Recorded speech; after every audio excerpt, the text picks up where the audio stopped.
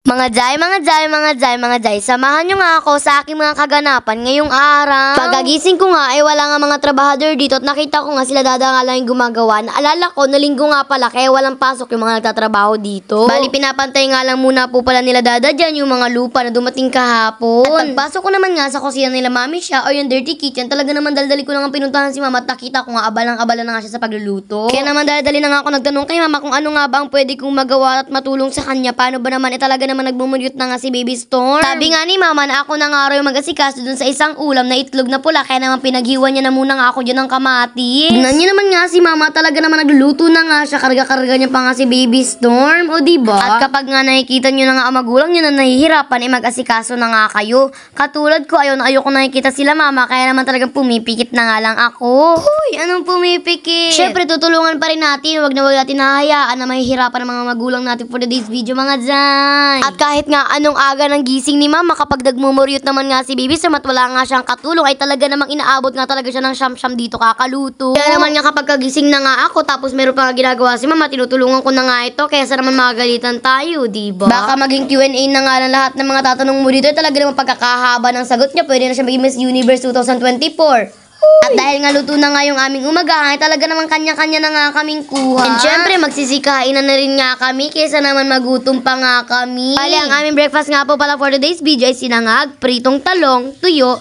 itlog na pula.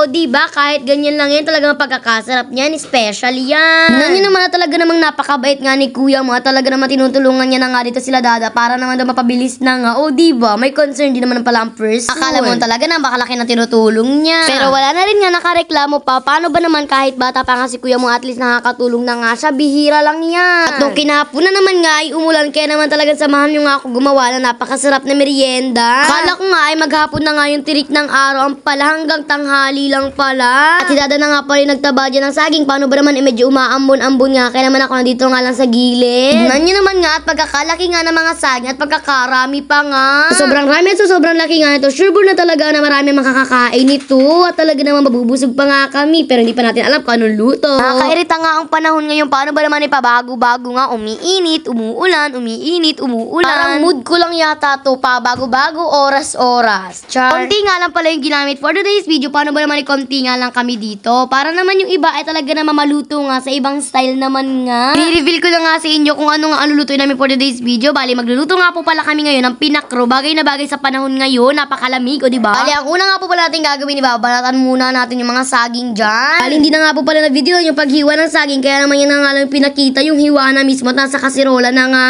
Bali, naisa lang na nga pala ito at hihintayin na nga lang pala ito na kumulo. Nang kumulo na nga, daldalin na nga natin tumbuksan para naman talaga lumabas na nga yung mga gas. Huy, gas! Sana At imekos-mekos nga natin to ng imekos-mekos para nga hindi masunog yung ilalim nito. Pero kahit parang minimekos-mekos ko ay nasunog pa rin nga. Hindi na nga na-videohan yung mga iba pang ginawa. Talaga naman ito na nga ang ating finished product at luto na nga ang pakro. Pinakro pala, hindi pakro, pareho lang. Pagkatapos nga magmukbang, nung kinagabihan naman nga, magluto naman nga tayo ng gabihan. O diba parang a day in my life na talaga to. A day in my life na puro pagkain lang pinapakita. Bali, magluluto nga po pala si Mama for today's video ng balaw. Balaw nga po ang tawag yan sa amin. Iwan ko na lang nga sa ibang lugar. Yes po, opo. Si Mama magluluto for today's video. Paano ba naman hindi nga ako marunong nito for today's video at nagbabantay rin nga ako kay Baby Storm. Pero syempre, kahit si Mama magluluto nito, ipapakita ko pa rin nga sa inyo para naman talaga magkaroon na nga kayo ng idea. Pwedeng-pwede pang negosyo, pwedeng-pwede rin pang ulam at pang sarili lang. Talaga naman napakatagal nitong mapanis. Aliginisa na muna nga po pala dyan yung baboy, bawang sibuyas at talaga namang yung gata. At sunod naman nga ilagay dyan yung balaw. At imekos-mekos nga natin ito ng imekos-mekos hanggang sa maging ganito na nga ang kulay ngayon, parang nagba-brown ba? Habang ako nga po pala ay nagbimekos-mekos, magsishoutout na muna nga po pala ako. So shoutout nga po pala kina Caberta Vlogs, Rosella Basea Bataon Ebron, Alexa Dizon D. Ocampo, Cyrene Baldriz, Norilyn Ronilo, Jessica Pomariga Ramos, Aries Abordo, Carmen Toto Makaladlad Pagulayan, Jenilyn Hona, Maureen Joy Masulet Retagrado. Bali, dahil patapos na rin nga po pala ang video, hanggang dito na nga lang. Mag-like, follow, comment, share, and subscribe ka na rin pala sa page namin. Yun lang, salamat, bye-bye, and God bless!